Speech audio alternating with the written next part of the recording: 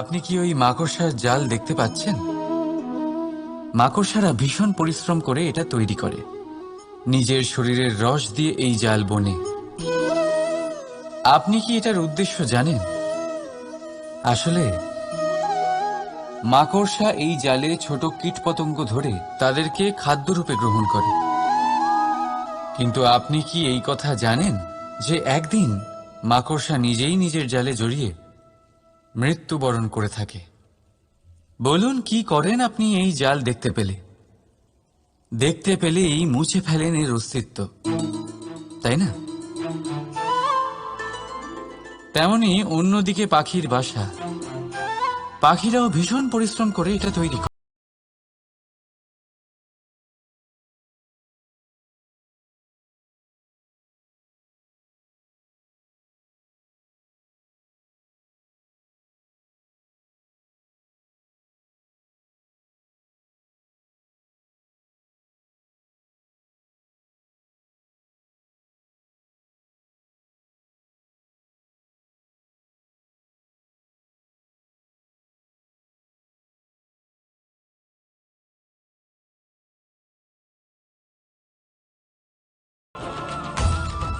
তাই সৃজন করতেই থাকুন আর মুগ্ধ হয়ে বলুন, রাধা রাধা।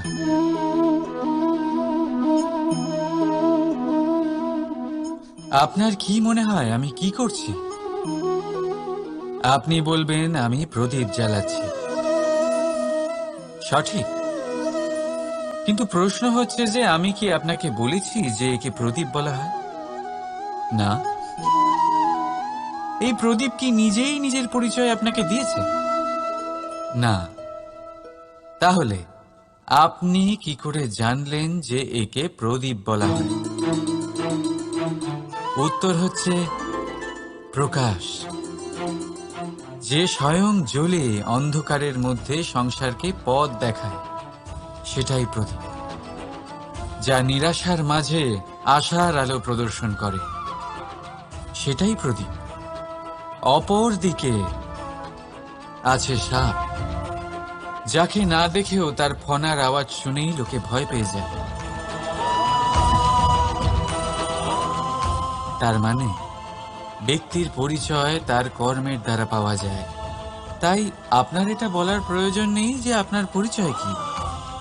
এটা আপনার কর্মই নিশ্চিত করবে যে লোকে আপনাকে প্রদীপ ভেবে ভালোবাসবে নাকি সাপ ভেবে ভীত হয়ে থাকবে।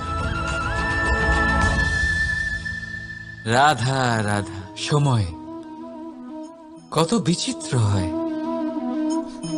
সময় আমাদের পক্ষে থাকলে আমরা নিজেদের রাজা মনে করে নিই, আর সেই সময় যদি বিপক্ষে চলে যায় তাহলে নিঃস্ব হতে সময় লাগে না। তাই মানুষের একটা অভ্যেস আছে, খারাপ সময়ের জন্য কিছু সঞ্চয় করা। আত্মীয়, বন্ধু খারাপ সময় পাশ থেকে সরে যায়। যশ, মান প্রতিকূল সময় চিরস্থায়ী হয় না। তাই মানুষ মনে করে অর্থ সঞ্চয় করাই শ্রেয়। অর্থের কোনো হৃদয় নেই যা সময়ের সাথে পরিবর্তিত হবে। সংসার বলে সর্বদা অর্থ সঞ্চয় করতে থাকুন। খারাপ সময় অবশ্যই কাজে লাগবে, কিন্তু আমি বলবো শুভ কর্ম করতে থাকুন, আনন্দে থাকুন, নিজের ওপর আর ঈশ্বরের ওপরে বিশ্বাস রাখুন। খারাপ সময় কখনো আসবেই না। রাধা রাধা। প্রকৃতি মানুষকে এক বিশেষ শক্তি দিয়েছে, অন্য জীবের থেকে বেশি শক্তি দিয়েছে। স্মরণ শক্তি। এই শক্তি মানুষকে অন্য জীবের থেকে ভিন্ন করে, ইতিহাস রচনা করার প্রেরণা দেয়, জ্ঞানকে বংশানুক্রমে এগিয়েও নিয়ে যায়। আর যারা ভুলে যান, অধিকাংশ সময় তারা উপহাস আর দয়ার পাত্র হয়ে যান। কিন্তু এটাই কি প্রকৃত রূপে সত্য? না। এই স্মরণ শক্তি মানুষের বিকাশের সব থেকে বড় বাধা হয়ে দাঁড়ায়। তার মনকে দূষিত করে দেয়। খারাপ অভিজ্ঞতা, কারোর করা বিশ্বাসঘাতকতা, কারোর কটাক্ষ বেশিরভাগ মানুষই ভুলতে পারেন না, আর তারপর প্রতিশোধ নিতে উদ্যত হন। প্রথমে সময় নষ্ট করেন প্রতিশোধের প্রস্তুতিতে, আর তারপর সময় নষ্ট করেন প্রতিশোধ নেওয়ার সুযোগ খুঁজতে। যদি সন্তুষ্টি পেতে চান, যদি জীবনে আনন্দ পেতে চান, তাহলে স্মরণ শক্তির সদ্ব্যবহার করুন। নিজের স্মরণ শক্তিকে চালনা করুন শুধুমাত্র ভালো কথা আর ভালো স্মৃতির দিকে। জীবনে আনন্দ পাবেন। রাধা রাধা। মানুষ নিজের পরিবারের জন্য কত কিছুই না করে, দিন রাত পরিশ্রম করতে থাকে যাতে তার পরিবারের প্রয়োজন পূরণের জন্য অর্থ রোজগার করতে পারে। কিন্তু শুধু অর্থ রোজগার করাটাই কি যথেষ্ট? আপনি বলবেন, হ্যাঁ নিশ্চয়ই, অর্থ দিয়ে সব কিছু পাওয়া যায়, বিদ্যা পাওয়া যায়, বাড়ি পাওয়া যায়, ওষুধ পাওয়া যায়, আর কত কিছুই না পাওয়া যায়। এই সব একটা পর্যায় পর্যন্ত সঠিক, কিন্তু একটু মন দিয়ে ভেবে দেখুন, যখন কোনো শিশু অসুস্থ হয়ে পড়ে তখন সে ওই তিক্ত ওষুধ কেন খেয়ে নেয়? এই জন্য কারণ ওর পিতা সেই ওষুধ অর্থ দিয়ে কিনেছে? না, বরং এই জন্য কারণ তার পিতা যে তার সামনে দাঁড়িয়ে, তার ওপরে তার বিশ্বাস আছে। বিশ্বাস আছে যে উনি তার কিচ্ছু হতে দেবেন না। এই বিশ্বাস, এই সংস্কার, এই শিক্ষা কখনো অর্থ দিয়ে পাওয়া যায় না। এটা পাওয়া যায় সেই সময় থেকে যা মাতা পিতা তাদের সন্তানের সাথে কাটিয়েছেন। তাই জীবনে অর্থ অবশ্যই উপার্জন করুন, কিন্তু নিজের পরিবারকেও সময় দিন, আনন্দ পাবে। রাধা রাধা। বিরোধিতা এমন এক শব্দ যা শুনে আমরা সবাই ভয় পেতে থাকি। যদি কেউ আমাদের বিরোধিতা করে তা আমাদের সহ্য হয় না। আমরাও কারোর বিরোধিতা করে কোনো শত্রুতা করতে চাই না। এই ধরনের ভাবনা আমাদের মনে আসতেই থাকে। কিন্তু বিরোধিতা, এই শব্দ আপনার শান্তির জন্য, আপনার সুখের জন্য কতটা গুরুত্বপূর্ণ তা আপনারা জানেন না। তাই যদি কাল এসে কেউ আপনার বিরোধিতা করে, তখন সবার আগে নিজেকে যাচাই করুন। আপনি কি ভুল করেছেন? আপনার দোষ কি? নিজের মধ্যে কি ত্রুটি আছে সেটা বোঝার চেষ্টা করুন, নিজেকে সংশোধন করার চেষ্টা করুন, তারপর দেখুন বিরোধিতার এই আগুন আপনাকে স্বর্ণ থেকে কুন্দন বানিয়ে তুলবে।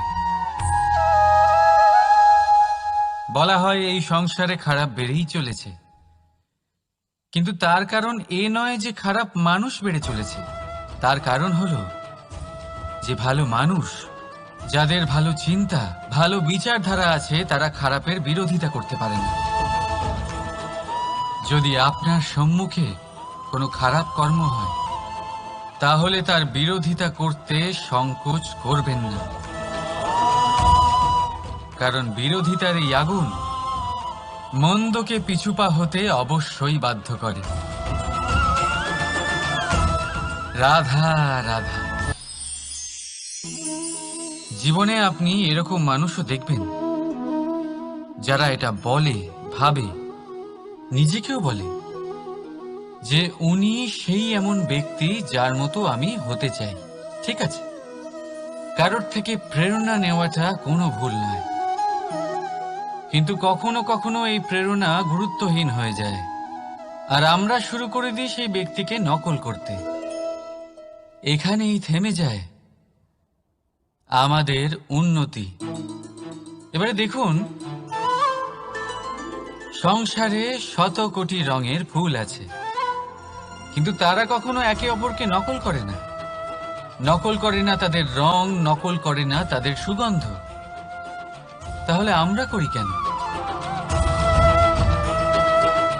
প্রতিটা ব্যক্তির মধ্যে কোনো না কোনো প্রতিভা অবশ্যই থাকে, যা ফুটিয়ে তোলার সঠিক সময়ও আমাদের কাছে থাকে, কিন্তু সেই মানুষ সেই প্রতিভা নির্মাণ করার পরিবর্তে সময় নষ্ট করে অন্য কারোর মতো হওয়ার জন্য, কাউকে নকল করার জন্য।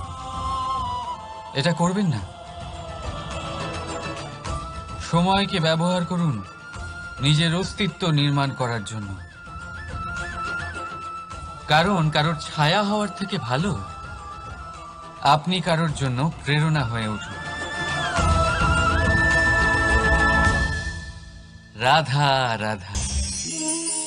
আমরা সকলে পাথুরে রাস্তা এড়িয়ে চলি, কারণ এই পথের পাথর আমাদের যাত্রা আরো কঠিন করে তোলে, আমাদের পা আহত করে দেয়। কিন্তু একটা গুরুত্বপূর্ণ কথা আমরা ভুলেই যাই, এই কঠিন পথই না শুধু আমাদেরকে নিজেদের দুর্বলতার সাথে পরিচয় করায়, বরং আমাদের শক্ত হওয়ার প্রেরণাও দিতে থাকে। সময়ের সাথে ঠিক এমনটাই হতে থাকে। সবাই ভালো সময়ের অপেক্ষা করতে থাকেন, ভালো সময়ের জন্য পরিশ্রম করেন, তার জন্যই চিন্তা করেন, কিন্তু ভুলে যান যে ভালো সময় বহুবার আমাদের বিবেক নষ্ট করে দেয়। সেখানেই খারাপ সময় আমাদের বুদ্ধিকে সঠিক পথে চালিত করে। রাধা রাধা। ঘোড়াকে যতই প্রশিক্ষণ প্রদান করুন, তার মুখে লাগাম তো পরাতেই হবে। একজন ভালো চালক সেই ঘোড়ার লাগাম মাঝে মাঝে টেনে ধরে, তাকে সঠিক পথে চালিত করতে, যাতে সেই ঘোড়া দিগ্ভ্রান্ত না হয়। এবার একটু ভাবুন, ঠিক এরকমই হয় আমাদের মন। যদি এটা বিবেকের লাগাম দিয়ে মাঝে মাঝে আমরা টেনে না ধরি, তাহলে আমাদের এই মন দিগ্ভ্রান্ত হতে পারে। আর যদি আপনি আপনার লক্ষ্যে পৌঁছতে চান, তখন মনের এই লাগাম মাঝে মাঝে আপনাকে অবশ্যই টেনে ধরতে হবে, কারণ বিবেকের এই পথ প্রদর্শনই আপনাকে ভালোভাবে আপনার লক্ষ্যে পৌঁছে দেবে। মনে রাখবেন, আর আমার সাথে ভালোবেসে বলবেন, রাধা রাধা। আপনি কখনো জাঁতা কল দেখেছেন? তাতে গম পেষা হয়। গমকে এমনভাবে পেষা হয় যাতে আমরা তা খেতে পারি, জীবিত থাকতে পারি। আর যদি আপনি মন দিয়ে দেখেন, তাহলে কলের নিচের অংশ কখনো ঘোরে না, শুধুমাত্র উপরের অংশই ঘোরে। আর তবেই তা গম পিষতে পারে, আর তবেই রুটি তৈরি হতে পারে। কিন্তু ভেবে দেখুন, যদি কলের দুটো অংশই ঘুরতে থাকে, তাহলে কি হবে? তা গম পেশার বদলে একে অপরকে পিষে নিজেদের অস্তিত্ব শেষ করে দেবে। তাই জীবনে কোনো কাজ যখন মন আর মস্তিষ্ক মিশিয়ে করা হয়, তখনই তা সম্পন্ন হয়। কিন্তু যখন বিষয় হলো ভক্তির, তখন মস্তিষ্কের যুক্তির মৌন থাকা প্রয়োজন। আর যখন বিষয় হলো কর্ম আর ন্যায়ের, তখন মনের আবেগের মৌন থাকা প্রয়োজন। তাই মন আর মস্তিষ্কের এই সম্মিলনে সতর্ক থাকবেন। একসাথে অবশ্যই চলবে, কিন্তু একে অপরের বাধা যেন না হয়ে দাঁড়ায়। রাধা রাধা। আমি একটা এমন শব্দ যার অনেকগুলি মানে হয়, যার আসল অর্থ হল অহং। যদি আপনি কথা বলেন সৃষ্টির নির্মাণ নিয়ে, তাহলে আমি ব্রহ্মদেব হয়ে সৃষ্টির নির্মাণ করবে। যদি আপনি কথা বলেন প্রলয়ের, তাহলে সেই আমি মহাদেব হয়ে বিনাশ করবে। এই আমি সঙ্গতিপূর্ণ, কিন্তু শুধু ততক্ষণ যতক্ষণ আপনি এটা সবার সাথে ভাগ করছেন। কিন্তু আমরা বহুবার এর মানে বুঝতে পারি না। এই অহংকে সীমিত করে দিই একটা ব্যক্তি অবধি। শুধু নিজে। আর তখনই জেগে ওঠে অহংকার, যাতে প্রাধান্য পায় শুধুমাত্র আমি, আমরা নয়।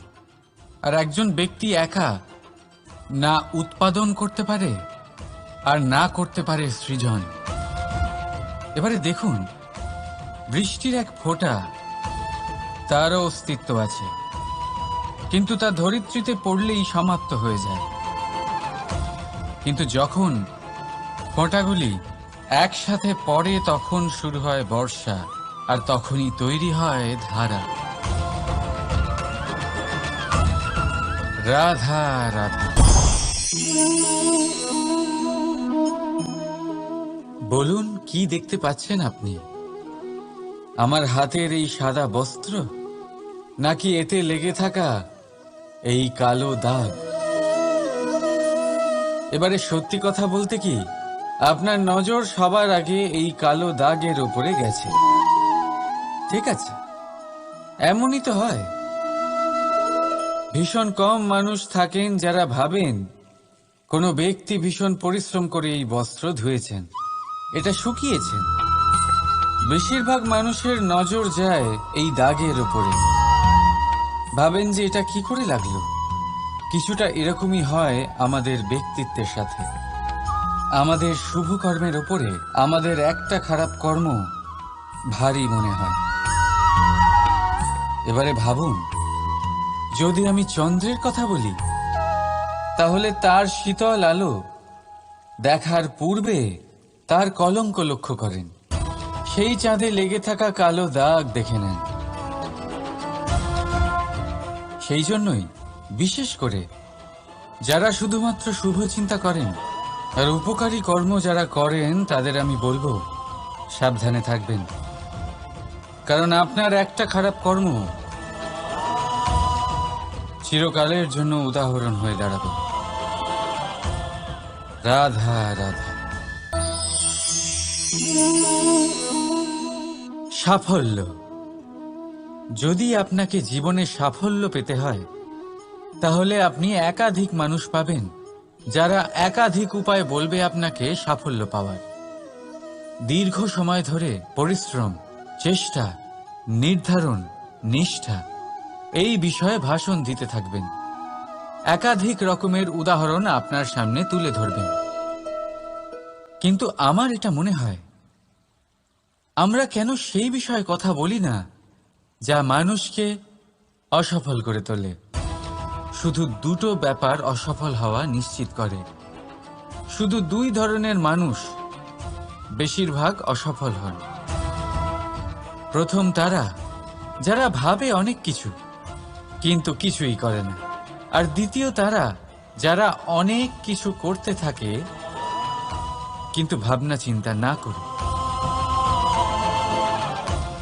ভাবনা আর কর্ম, এদের মাঝে সামঞ্জস্য রাখা খুব জরুরি। যদি এটা থাকে, তাহলে জীবনে কখনো অসফল হবেন না। রাধা রাধা। আপনি অনেককে এই কথা নিশ্চয়ই বলতে শুনেছেন, এই ব্যক্তির দৃষ্টিতে দম্ভ আছে, এই ব্যক্তির চোখের ওপর অহংকারের পর্দা পড়ে আছে, ইত্যাদি ইত্যাদি। চলুন, আমি আপনাকে একটা প্রশ্ন করছি। আপনি দেখেন কি দিয়ে? দৃষ্টি দিয়ে নাকি দৃষ্টিভঙ্গির সাহায্যে? ভাবুন। চিন্তায় পড়ে গেলেন নিশ্চয়ই।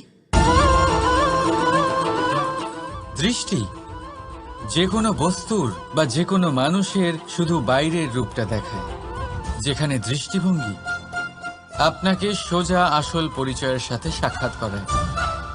উদাহরণ হিসেবে চন্দ্র। চন্দ্র আমরা সবাই দেখেছি। বহু মানুষ আছেন যাদের চন্দ্র অত্যন্ত সুন্দর লাগে, আবার কিছু মানুষ এমনও আছেন যারা এই চন্দ্রের মধ্যেই দাগ খুঁজে বার করেন। এই হলো দৃষ্টিভঙ্গি। যদি নিজের দৃষ্টিভঙ্গিতে প্রেম রাখেন, ভালোবাসা রাখেন, সম্ভ্রম রাখেন, তাহলে তার বদলে আপনিও প্রেম আর সম্মান অবশ্যই পাবেন। এবারে দেখুন, যে জল দিয়ে ঈশ্বরের মূর্তি ধোয়া হয় তাকে চরণামৃত বলা হয়। এটার কারণ দৃষ্টিভঙ্গি। এখন আপনি পাথরকে ভগবান ভেবে পুজো করবেন, নাকি ভগবানকে পাথর ভেবে পরিত্যাগ করবেন? সিদ্ধান্ত আপনার, কিন্তু এই সিদ্ধান্ত নির্ভর করে আপনার দৃষ্টিভঙ্গির ওপর। তাই নিজের দৃষ্টিভঙ্গি শুভ রাখুন, নিজের দৃষ্টিভঙ্গিতে ভালোবাসা রাখুন, আর আনন্দে বলুন রাধা রাধা। বড় বড় রাজমহলের বড় বড় ইমারতের চূড়া কত সুন্দর হয়, কিন্তু আপনি কি কখনো এই বিষয়ে ভেবেছেন যে এই সুন্দর চূড়ায় পৌঁছতে গেলে আপনাকে পৃথিবীতে পা ফেলতেই হবে? সেই সুন্দর চূড়ায় পৌঁছে দীপ্তি পাওয়ার জন্য আপনাকে একটা কঠিন পথ অবলম্বন করতেই হবে।